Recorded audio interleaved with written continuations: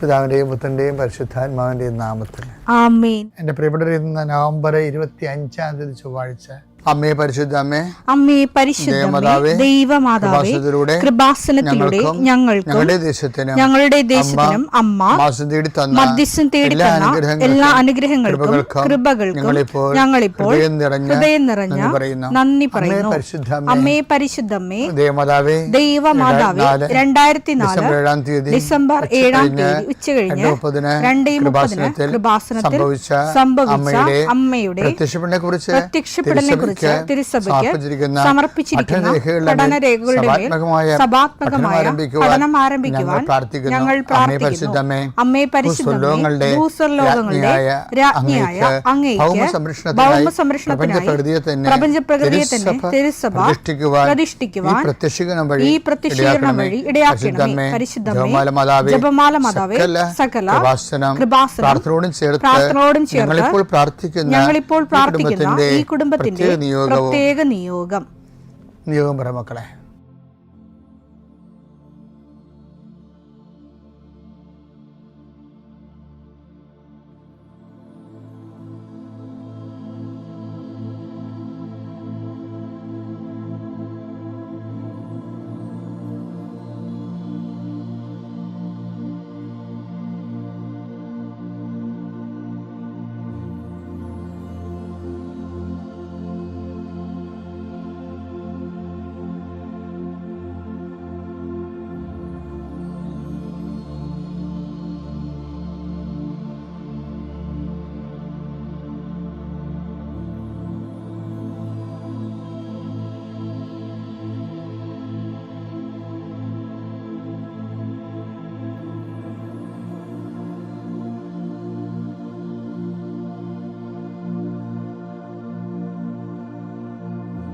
അമ്മയുടെ പ്രത്യക്ഷീകരണത്തിന്റെ ഈ അനുഗ്രഹവേളയിൽ ഞങ്ങൾക്ക് സാധിച്ചു തരുവാൻ കനിയണമേ. ആമേൻ. വിശ്വാസ പ്രമാണം. സർവശക്തനായ പിതാവും ആകാശത്തിന്റെയും ഭൂമിയുടെയും സൃഷ്ടാവുമായ ദൈവത്തിൽ ഞാൻ വിശ്വസിക്കുന്നു. അവിടുത്തെ ഏകപുത്രനും ഞങ്ങളുടെ കർത്താവുമായ ഈശോമിശിഹായിലും ഞാൻ വിശ്വസിക്കുന്നു. ഈ പുത്രൻ പരിശുദ്ധാത്മാവിനാൽ ഗർഭസ്ഥനായി കന്യകാമറിയത്തിൽ നിന്ന് പിറന്ന് പൊന്തിയോസ് പീലാത്തോസിന്റെ കാലത്ത് പീഡകൾ സഹിച്ച് കുരിശിൽ തറയ്ക്കപ്പെട്ട് മരിച്ച് അടക്കപ്പെട്ട് പാതാളങ്ങളിൽ ഇറങ്ങി മരിച്ചവരുടെ ഇടയിൽ നിന്ന് 3-ാം നാൾ ഉയർത്ത് സ്വർഗത്തിലേക്ക് എഴുന്നള്ളി സർവശക്തിയുള്ള പിതാവായ ദൈവത്തിന്റെ വലതുഭാഗത്തിരിക്കുന്നു. അവിടെ നിന്ന് ജീവിക്കുന്നവരെയും മരിച്ചവരെയും വിധിക്കുവാൻ വരുമെന്നും ഞാൻ വിശ്വസിക്കുന്നു. പരിശുദ്ധാത്മാവിലും ഞാൻ വിശ്വസിക്കുന്നു.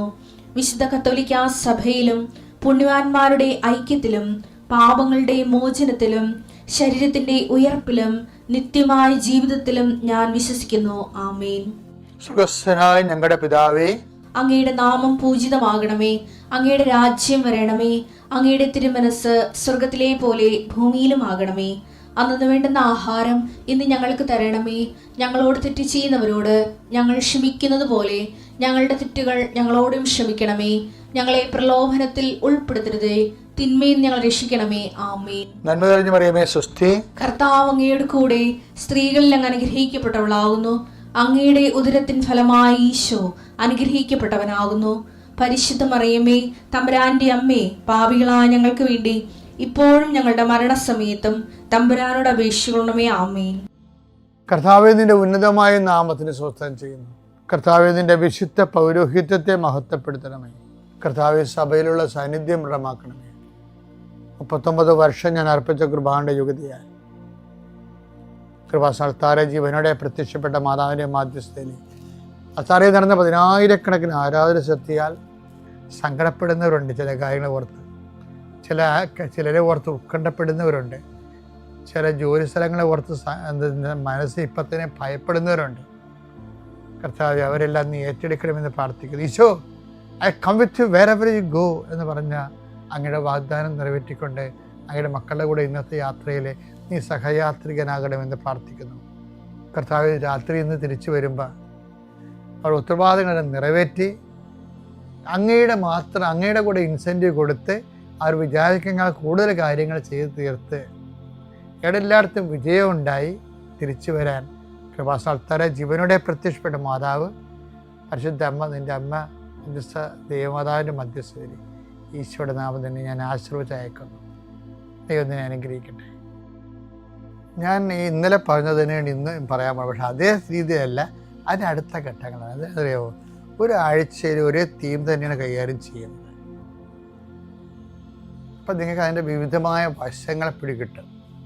ഇപ്പോൾ ഒരു സ്കൂബ് തന്നെ എടുത്തിട്ട് അതിൻ്റെ വ്യത്യസ്തമായ വശങ്ങൾ കാണിക്കുക. സംഭവം ഒന്ന് തന്നെ ആയിരിക്കും, അതിൻ്റെ എല്ലാ 8 ദിക്കുകളെയും നമ്മൾ കാണിക്കും. ആ 8 ദിവസം അങ്ങനെ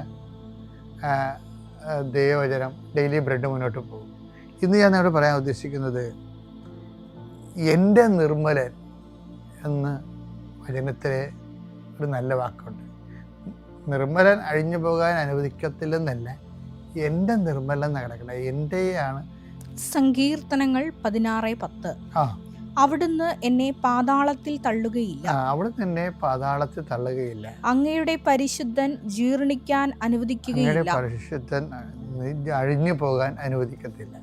വിശുദ്ധ പ്രശ്നം വെച്ചാൽ, അപ്പം നിങ്ങൾ കേൾക്കുമ്പോർക്കും നമ്മൾ മരിച്ചു കഴിഞ്ഞാൽ ഉയർത്തെഴുന്നേൽക്കുന്ന വിഷയം മാത്രമാണിത്. കർത്താവിനെ വിശ്വസിക്കുമ്പോൾ എന്നെ വിശ്വസിക്കുന്നത് ഞാൻ മൂലം ജീവിക്കുന്ന ഈശോ പറഞ്ഞിട്ടല്ലേ, അതായിരിക്കും. അത് മാത്രമല്ല, ജീവിതത്തിൻ്റെ ഭൗതിക ജീവിതത്തിൽ നമ്മൾ ജീവിച്ചിരിക്കുമ്പോൾ തന്നെ ഇതുമാത്രം പാതാളങ്ങളുണ്ടാകും.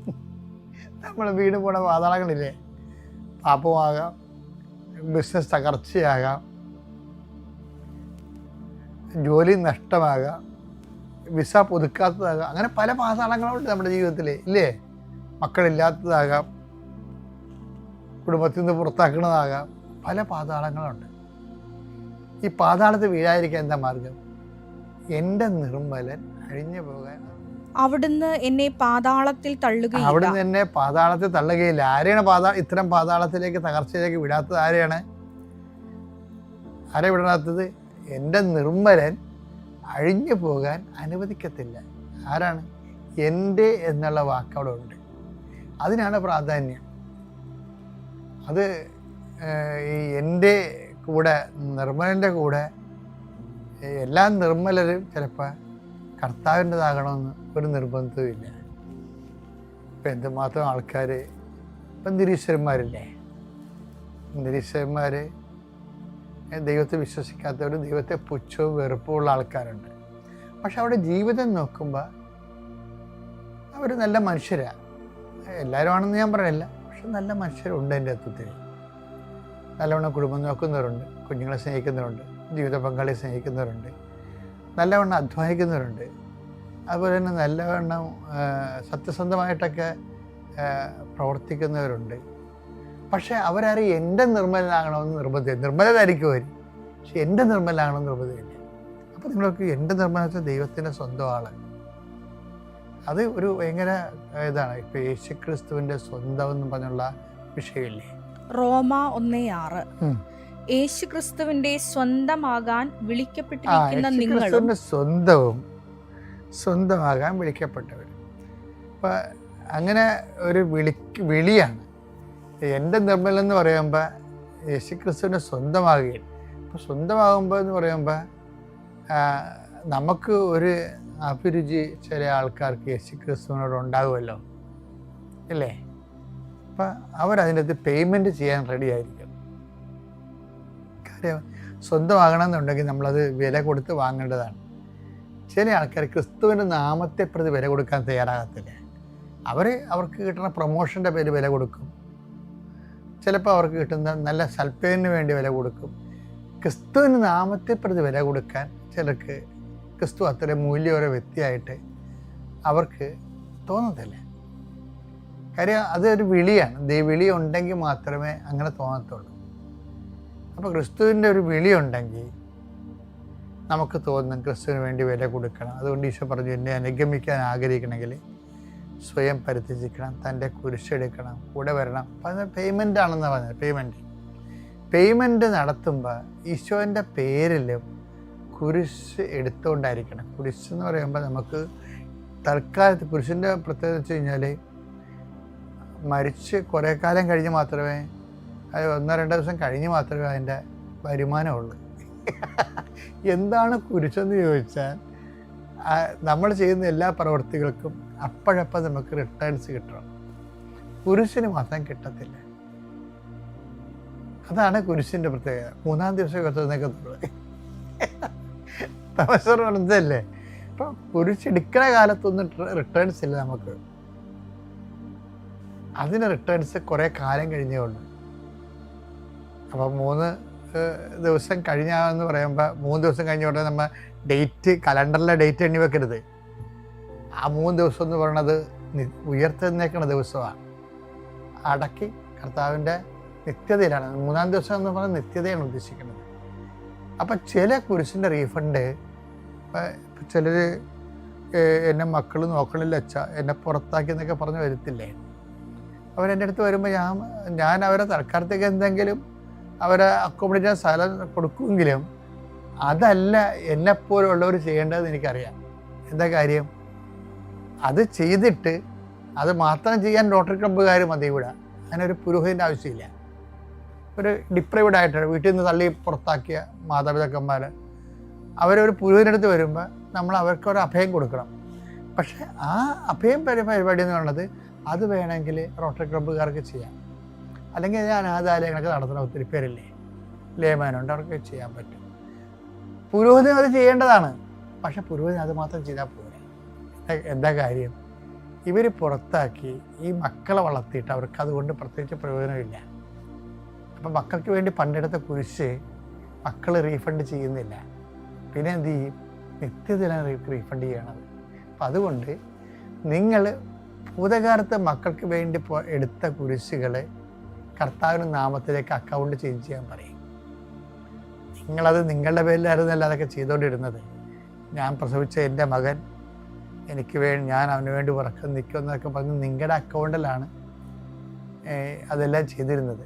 അതൊന്നും ഇപ്പോൾ റീഫണ്ടബിൾ അല്ലെന്ന് കണ്ടാൽ പിന്നെ ചെയ്യാവുന്ന ഒരു അടുത്ത മാർഗം എന്ന് പറയുന്നത് അത് നിങ്ങൾ ക്യാരി ഓവർ ചെയ്തിട്ട് കർത്താവിൻ്റെ അക്കൗണ്ടിലേക്ക് കൊണ്ടുവരണം. അതാണ് നിങ്ങൾ അതായത് എൻ്റെ നാമത്തിൽ എന്നെ അനുഗമിക്കാൻ ആഗ്രഹിക്കുന്നവൻ സ്വയം പരിത്യജിക്കുക എന്ന് പറയുമ്പോൾ നിത്യതയെ റീഫണ്ടബിൾ ആകുന്നതാണ് കുരിശെന്ന് പറഞ്ഞത് യഥാർത്ഥത്തിൽ. ബാക്കി എന്ത് കുരിശെടുത്താലും ഇപ്പം നിങ്ങളെ കുത്തിയിരുന്ന് പഠിക്കണം, രാത്രിയും പകലും പഠിക്കുന്നു, നിങ്ങൾക്ക് 4 അക്ക ശമ്പളം കിട്ടുന്നു കുറച്ച് കഴിയുമ്പോൾ, അതൊന്നും കുരിശല്ല. പഠനമൊന്നും കുരിശല്ല. എന്താ കാര്യം? പഠിക്കണത് എന്തിനു വേണ്ടിയാണ്? അത് നിങ്ങളുടെ നിങ്ങൾ ജോലി എടുത്തിട്ട് നിങ്ങളുടെ കുഞ്ഞുങ്ങളെ പോറ്റാനാണ്. പല അണ്ണന്മാർക്കും കുഴപ്പമെന്ന് പറയുക 84 വയസ്സ് 82 വയസ്സെന്നൊക്കെ പറഞ്ഞ് കണക്കൂട്ടി നോക്കുമ്പോഴേ ബാലൻസ് നില്ലാണ്. എന്താ കാര്യം? കർത്താവിന് വേണ്ടി എടുത്ത കുരിശുകളൊന്നുമില്ല. കുറേ കുരിശുകൾ ഭർത്താവിന് വേണ്ടി എടുത്ത്, കുറേ കുരിശ് ഭാര്യയ്ക്ക് വേണ്ടി എടുത്ത്, അതെല്ലാം നിങ്ങൾ തന്നെ അവിടേക്ക് നിന്ന് അതിൻ്റെ വരുമാനം മേടിച്ചു, അവരുടെ ആശ്വാസവും അവരുടെ സന്ധിപ്പൊക്കെ വാങ്ങിച്ച് ടാരിയായി പോയി. റീഫണ്ടബിൾ അല്ലാത്ത സാധനം when we take the name of Jesus Christ, that is the Holy Cross. ക്രോസും ഹോളി ക്രോസും ഉണ്ട്. ക്രോസും ഹോളി ക്രോസും ഉണ്ട് എന്ന് വെച്ച് കഴിഞ്ഞാൽ യേശുവിൻ്റെ നാമത്തിൽ എടുക്കുന്നതാണ് ഹോളി ക്രോസ് എന്ന് പറയുന്നത്. അല്ലാതെ സാധാരണ വരുന്ന മനുഷ്യന്മാരെല്ലാം എടുക്കുന്നത് അവർക്ക് വേണ്ടി എടുക്കുന്ന കുരിശ് സാധാരണ കുരിശാണ്. റീഫണ്ടബിൾ അല്ലാത്തതും യേശുക്രിസ്തുവിൻ്റെ നാമത്തിലെടുത്തിട്ട് യേശുക്രിസ്തു റീഫണ്ട് ചെയ്യുമെന്ന് പറഞ്ഞിരിക്കുന്ന സംഭവത്തിനെയാണ് കുരിശെന്ന് പറയണത്. അപ്പം അത് എൻ്റെ ഈ കുരിശ് കർത്താവിൻ്റെ നാമത്തിൽ എടുത്തു കഴിഞ്ഞാൽ നമുക്ക് ഒരു കുരിശ് റീഫണ്ടബിൾ അല്ലെങ്കിൽ ആ കുരിശ് ഹോളി ക്രോസ് ആകാൻ സാധ്യതയുണ്ട്. അത് യേശുവിൻ്റെ നാമത്തിൽ എടുത്ത് കഴിയുമ്പോൾ നമുക്ക് എൻ്റെ നിർമ്മലനാകും. ഓക്കെ അല്ലേ? ക്രിസ്ത്യാനിയായിട്ട് ജീവിത കാര്യമല്ലേ, എൻ്റെ നിർമ്മലനാകണം. അത് സ്റ്റാറ്റസാണ്. ഓക്കെ അല്ലേ? Thank you.